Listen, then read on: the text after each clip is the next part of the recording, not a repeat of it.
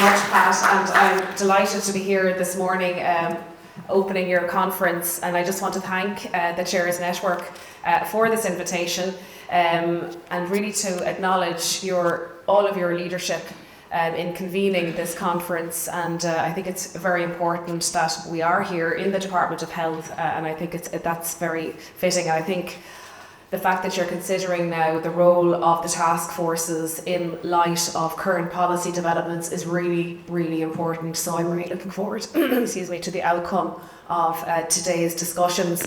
And it's also great to meet you all in person. We had those dreaded Zoom meetings there a couple of months ago, so it's lovely that we can all be in the one room and share this conference together in person. I just want to acknowledge the importance of your roles as chairs of the task forces. As an independent chairperson, you facilitate that partnership between the statutory and community bodies that is at the heart of that task force model, and the success of the task forces really depend on your commitment, your skill and your energy, what you bring to the role. Also, the independent chair, it's absolutely key to the effective governance and performance of the task forces, and I really want to sincerely thank you for your public service, because that's what you're doing, and I want to really acknowledge that on behalf of the government. My officials are currently developing, as you know, proposals to develop a governance and performance framework which will assist the task forces in complying with best practice. So we'll be engaging with the Chairs Network to continue to progress this work. So today's conference provides an opportunity to reflect on the current role played by the task forces in local communities and their role in the context of policy developments being implemented under sláinte care. So the topic of the conference, I think, is very timely given the priority under the National Drug Strategy 2023-24 to addressing the social determinants and consequences of drug use in disadvantaged communities. So this priority recognises the additional challenges arising from drug use in disadvantaged communities, including the traveller community. It also acknowledges the higher prevalence of problematic drug and alcohol use in these communities and reflects the criminality and antisocial behaviour associated with the drug trade that imposes a heavy, heavy burden on these communities.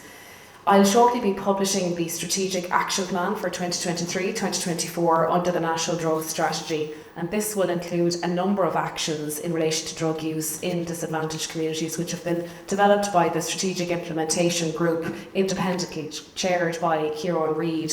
And I would just want to commend in particular the leadership of the task forces in developing the DRIVE initiative to address violence and intimidation of people who use drugs and their families.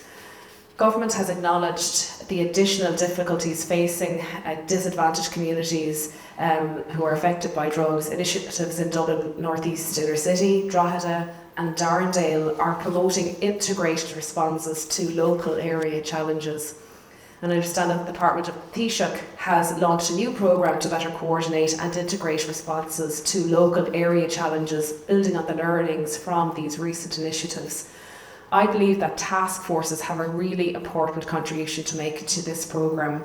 Also, there's a role for the area-based Healthy Communities programme, which is addressing health inequalities in these disadvantaged areas. A second key role for the task forces is to coordinate the provision of community-based drug and alcohol services. And to support this, the Department of Health has established the Community Services Enhancement Fund. So over €2 million was allocated to this fund in 2022, and details of an additional €500,000 to the fund will be made in the coming weeks. Particular focus is put on ensuring access to services for women, people in rural areas, ethnic minorities and the LGBTI+ community. And this priority will consider models of care for people who use drugs and who have comorbidities. It will also address the stigma linked to drug use and drug addiction and its impact on access and delivery of health services. As you're aware, sláinte care reform is transforming how we deliver healthcare in Ireland, building towards equal access to services for every citizen on patient need. By putting people at the centre of the health system and enhancing primary and community healthcare services, we can provide new models of care that allow people to stay healthy in their homes and in their communities as long as possible.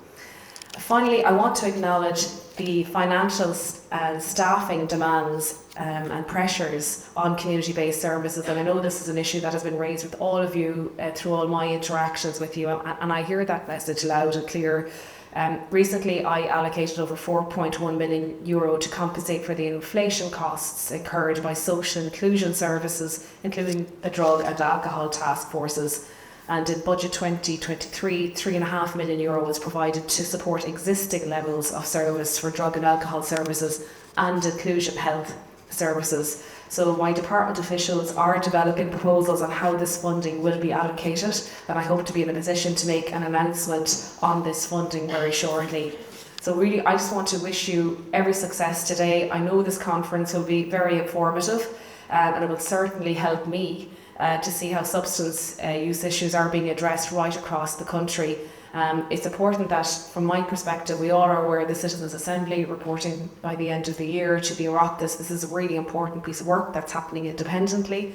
But in the meantime, it's important that we identify the gaps, and me with responsibility for our drug strategy, it's important that we have evidence-based policy so that whatever funding we are allocating, it is going to the right place, into effective initiatives that we know and you know work in the local communities. And I think that's really, it's about evidence-based initiatives, and that's where I want to direct the targeting, that funding should be targeted towards into the future. So it's through working with yourselves, that lived experience, what's happening in communities, what do we know works. There's lots of programs that work really well across the country. There are gaps there as well. So it's through working with yourselves that we can identify that and then direct the funding towards those initiatives. So really thank you for being here. I look forward to, I have to go back to the Dáil, but I'll stay for as long as I can. The Chief Whip's job has me whipped to go back to the Dáil at times as well, but just really thank you for being here and engaging. I really look forward to hearing what you have to say. Thank you.